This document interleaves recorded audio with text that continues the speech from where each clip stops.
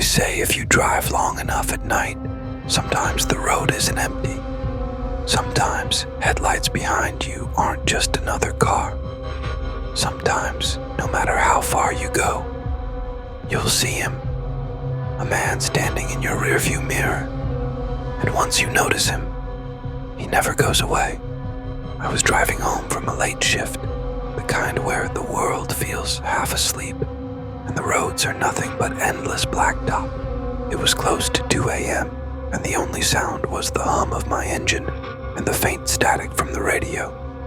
The highway stretched on for miles. Empty, silent, lonely. That's when I noticed the headlights. At first, I was relieved. Another driver on this dead stretch of road. But the lights didn't act like normal headlights. They didn't get closer. They didn't fade away. They just stayed. The same distance behind me. 5 minutes, 10 minutes, 15. Always the same distance. I gripped the steering wheel tighter. Okay, weird. But maybe they're just keeping pace, I muttered to myself. That's when I glanced up at the rearview mirror and froze, because it wasn't a car behind me at all. It was a man standing in the middle of the road, perfectly still, and yet the headlights framed him, like they weren't coming from a car, but from nowhere, just light, surrounding him. His face was pale, his eyes dark, and his mouth was twisted into something between a grin and a snarl. I blinked, my chest tightened. When I looked again, he was closer, still in the mirror, still standing, but closer. I pressed my foot on the gas. The car roared forward. The speedometer climbed. But no matter how fast I drove, every time I looked in the mirror, he was there, closer. My palms were slick with sweat as I gripped the wheel tighter. The road ahead was clear, stretching like a black ribbon into forever. But every time my eyes flicked upward, he was there, that man, closer. First, it was just his outline, faint in the glow. Now I could see the shine of his skin, the unnatural stillness of his body. His face was wrong, stretched too long, his grin cutting across his cheeks, as if someone had carved it there. I slammed the radio off. The silence in the car was suffocating. All I could hear was the engine's growl and my own breathing, shaky, uneven. I whispered to myself, "Don't look, don't look, don't look." But the moment I tried to resist, it was like the mirror pulled at me. Some sick gravity dragged my gaze back up. He was closer. Now his face filled the mirror. His eyes weren't just dark. They were pits, endless and pulling. His grin widened as though he could see the fear dripping off me. I jerked the rearview mirror down, shoving it toward the floor. "No," I said out loud, my voice cracking. "You're not there. You're not real." The car suddenly lurched. The wheel stiffened under my grip, pulling hard to the left, as if something else had grabbed hold of it. I yanked it back, heart hammering, tires screeching against the pavement. From the corner of my eye, movement, the side mirror. Even though I tilted the rear view down, he was still there, his reflection now staring at me from the driver's side mirror, grinning wider. And then I heard it, a dull thud like a fist against the trunk, followed by another, and another. Thud, thud, thud. As if he wasn't just in the mirror anymore, as if he was crawling closer. I floored the gas, the car screaming as it shot down the road. The thuds grew louder, faster. My chest burned, every breath shallow, broken. Finally, desperate, I shouted, "Leave me alone." For a moment, the thuds stopped. The mirrors went dark. No man, no grin, nothing. I let out a shaky laugh, tears pricking the corners of my eyes. That's when the passenger seat creaked. Slowly, Trembling, I turned my head and saw him sitting there, inches away, smiling. I couldn't breathe.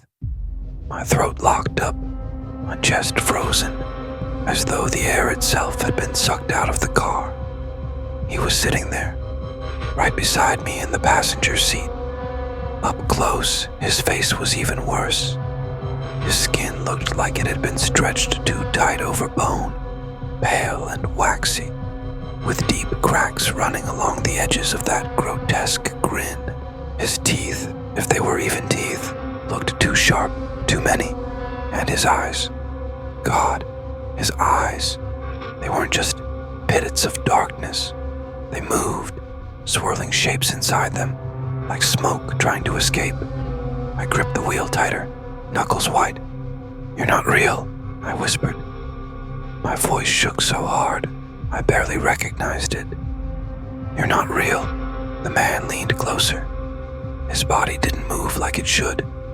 No shifting of muscle, no natural weight. It was like he flickered, like each movement was a missing frame in reality. He whispered, his voice thin and jagged, "Don't look back." The sound slid into my ears like broken glass. I winced, fighting to keep the car straight on the endless highway. Then, without warning, the headlights ahead died. The world went black. No road, no sky, no nothing. Just the sound of the engine straining and the awful creak of the passenger seat as he leaned closer. My hands shook. I reached for my phone, fumbling with it, desperate for light, for anything. A cold hand clamped around my wrist. His skin was like ice, but it burned. Pain shot up my arm. I screamed, jerking, trying to pull away, but his grip was unbreakable. He leaned in until his face was inches from mine. His grin split wider, impossibly wide. "You can drive forever," he hissed, "but the road only ends one way." The car shuddered violently. The steering wheel spun from my hands, as if someone else had taken control. I grabbed it, fought it, but the vehicle swerved across the unseen pavement, tires screaming. Through the darkness, a shape appeared, faint, glowing. Another car. Finally, another driver. Salvation. I honked, screamed, flashed my brights. But as I drew closer, my stomach dropped. It wasn't a car at all. It was me. My own car. My own face behind the wheel. Eyes wide, mouth open in a silent scream. The man's laughter filled the car, low and endless, rattling in my skull. And the road disappeared beneath us. The car dropped. Not off the road, not into a ditch, but into nothing. Blackness swallowed everything. The wheel spun uselessly beneath my hands. The engine roared like it was screaming, but there was no road, no sky, no world. Just the fall, and the man. His laughter crawled through my skull, deeper and deeper, until it felt like my brain was going to split. I shut my eyes, gritted my teeth, and prayed for impact, for anything to end this. But it never came. When I opened my eyes again, I was still driving. The highway stretched before me, endless, headlights cutting into the night, the radio buzzing faint static. For a second, I thought maybe it had all been a hallucination. Stress, exhaustion, a trick of the mind. But then I looked up, and in the rearview mirror, I saw myself. Not the man anymore. Me. But my reflection wasn't copying me. It wasn't holding the wheel. It wasn't blinking. It just smiled. A slow, spreading grin. I tore my eyes away, my heart hammering. Don't look. Just drive. Keep your eyes forward. But the mirrors, they were everywhere. Side mirrors, rear view, even the faint reflection in the windshield. All of them showed me, smiling, grinning wider, leaning closer. And then the voice came again, though this time it was my voice. "You'll never drive alone again. The steering wheel locked under my grip. The headlights flickered, and in the glass all around me, dozens of versions of myself grinned back, faces stretching too long, teeth sharp and endless. I screamed, slamming my eyes shut. When I opened them, the car was parked, middle of the highway, engine silent. The passenger seat was empty. The mirrors were clear, but the grin still stretched across my face, and it wouldn't go away.